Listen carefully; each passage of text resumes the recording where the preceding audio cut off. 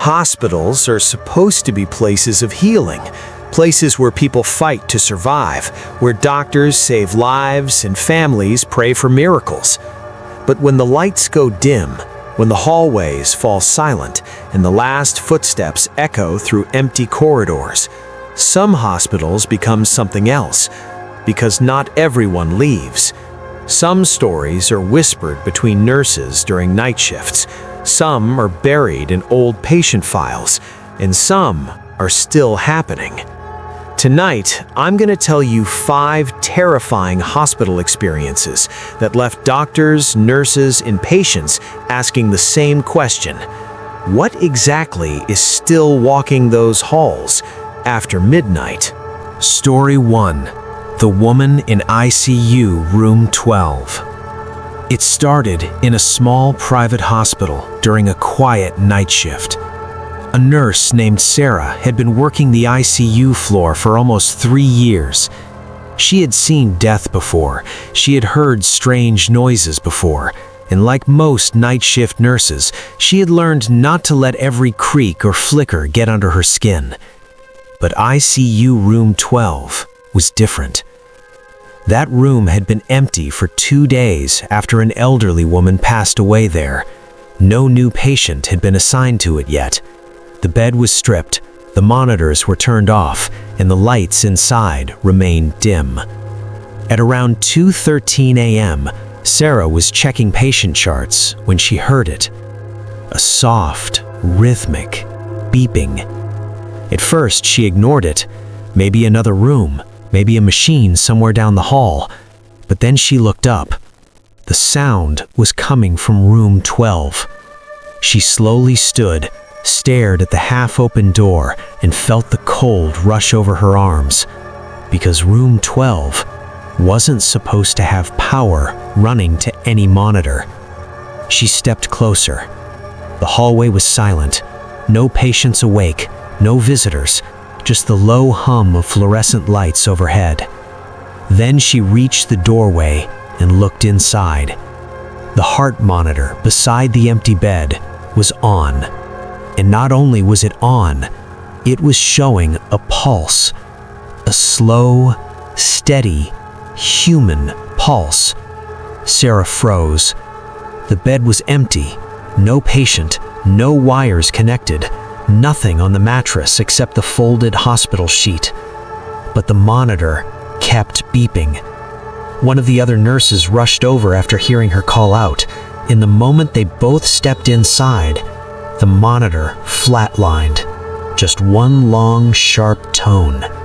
When maintenance checked the room the next morning, they found something even worse.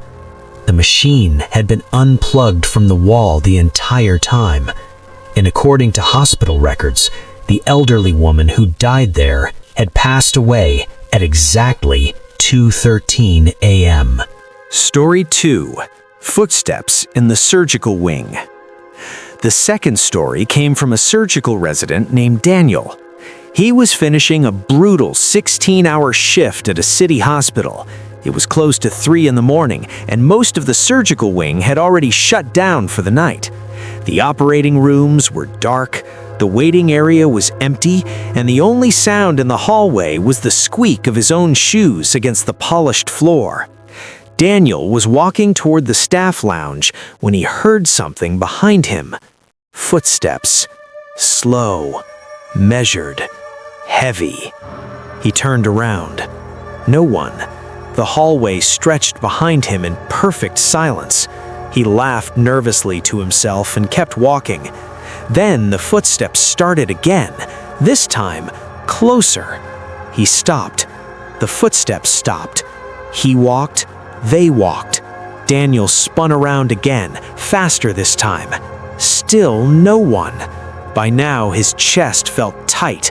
His mind was trying to explain it away. Maybe an echo, maybe someone in another corridor, maybe exhaustion. But then he noticed something that made his blood run cold. On the polished floor behind him, there were wet footprints. Bare, human footprints, as if someone had just stepped out of surgery and was walking down the hallway barefoot. Daniel stared in disbelief.